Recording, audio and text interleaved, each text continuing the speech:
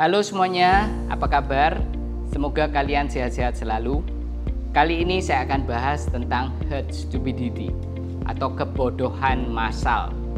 Yang sering kita dengar adalah herd immunity. Ya, di mana-mana itu ada herd stupidity, termasuk di Singapura, tapi relatif sedikit. Kalau di Indonesia ini banyak sekali. Ini bukan istilah lucu-lucuan.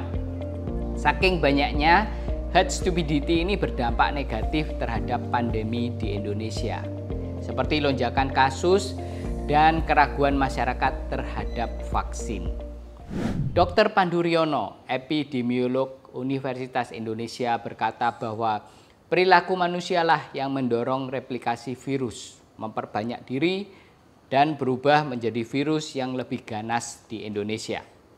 Itulah yang beliau sebut dengan herd stupidity. Beliau adalah orang pertama yang mempopulerkan istilah ini. Walaupun kondisi Indonesia makin memburuk dan sistem kesehatan hampir kolaps, tapi masih banyak orang yang meremehkan protokol kesehatan. Bahkan masih ada yang tidak percaya kalau COVID-19 itu benar ada. Hoaks juga ditelan mentah-mentah dan disebarkan.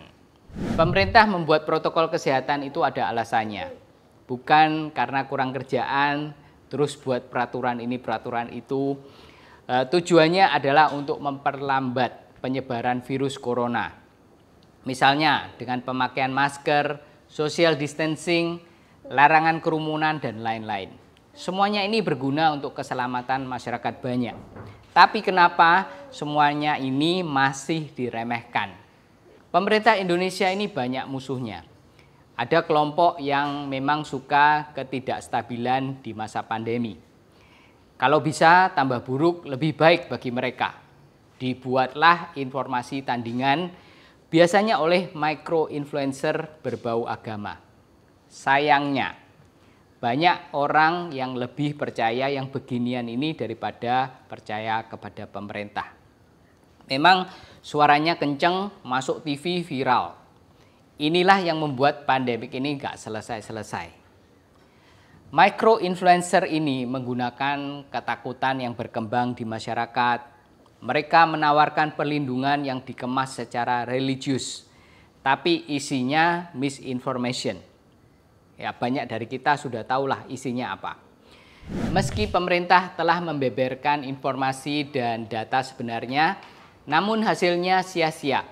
Pada 13 Juni lalu, Satgas COVID-19 mencatat terdapat 20 dari 34 provinsi dengan rata-rata kepatuhan menggunakan masker berada di bawah 85%. Bali dinyatakan sebagai provinsi yang paling patuh, tapi DKI Jakarta menempati peringkat kepatuhan terendah di Pulau Jawa. Kombinasi antara tingkat pendidikan yang rendah, ketidakpercayaan terhadap pemerintah, dan misinformasi dari micro-influencer inilah yang membuat masyarakat bersikap nekat dan abai pada protokol kesehatan. Informasi yang penting tidak diacuhkan. Mudik Lebaran adalah salah satu contoh yang berdampak pada lonjakan kasus di Indonesia. Pandemi sudah berjalan lebih dari 1 tahun, sudah banyak korban, namun masih saja ada masyarakat yang tidak percaya COVID-19 itu ada. Banyak juga yang percaya dengan konspirasi virus corona dan vaksin. Misalnya vaksin yang disusupi chips, sehingga banyak orang enggan divaksin. Ya, ini konyol, tapi tetap banyak dipercaya oleh banyak orang. Virus corona dan pandemi merupakan hal yang baru. Banyak orang yang masih berupaya untuk memahaminya. Psikolog sosial Diki Palupesi mengatakan sejumlah penelitian telah membuktikan bahwa orang yang mudah percaya dengan konspirasi biasanya juga tidak percaya pada pemerintah atau berada pada posisi oposisi. Jadi konspirasi ini sering kali dikaitkan dengan sentimen anti pemerintah, anti vaksin, anti Cina, dan lain-lain. Pada dasarnya kita semua manusia bukanlah pengolah informasi yang baik. Kalau komputer sangat objektif dengan mengolah data, tapi manusia sangat tidak objektif. karena kita punya emosi. Pengolahan informasi ini dipengaruhi oleh kebutuhan psikologi dan state of mind. Misalnya sekarang ini kondisi pandemik sangat kritis, rumah sakit penuh, banyak orang meninggal, kuburan antri, orang nggak bisa kerja. Mereka merasakan kecemasan yang luar biasa tentang keganasan COVID-19 dan masa depan mereka. Dalam keadaan seperti inilah, gampang sekali mereka menerima teori konspirasi, menganggap virus corona itu tidak ada.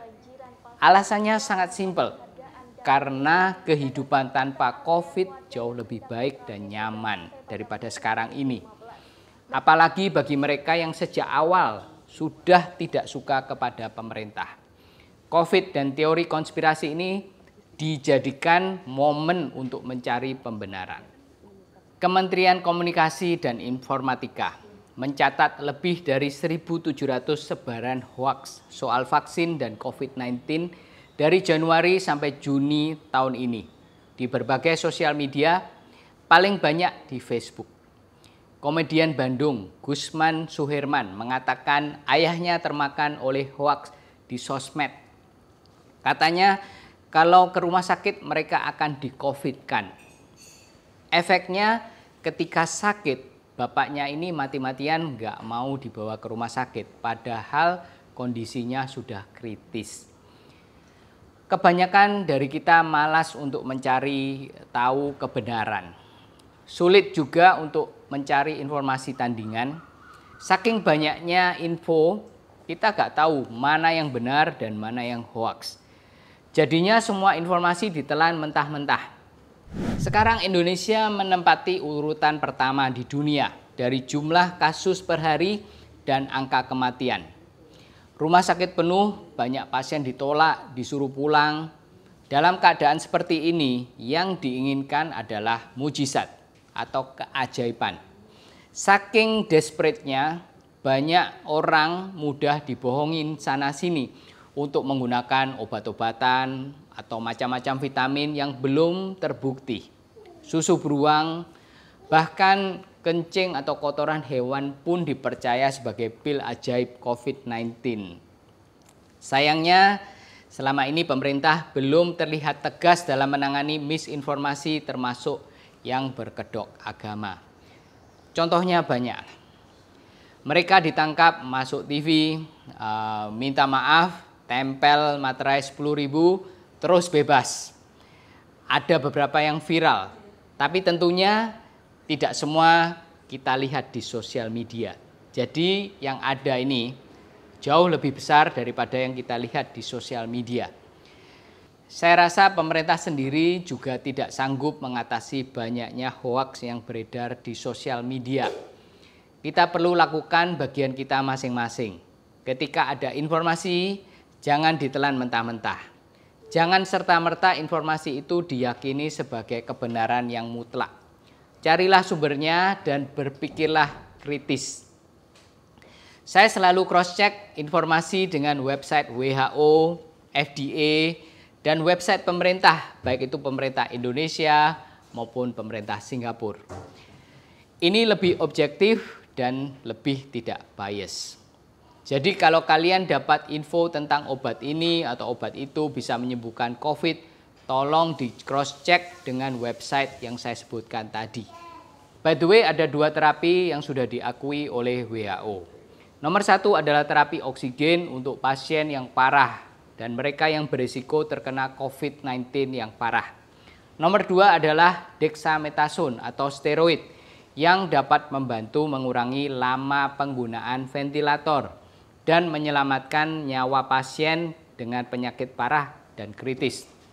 Hasil dari WHO Solidarity Trial menunjukkan bahwa remdesivir, hidrokloroquine, lopinavir, ritonavir, dan interferon berpengaruh sedikit atau tidak sama sekali pada tingkat kematian 28 hari atau pada lama rawat inap.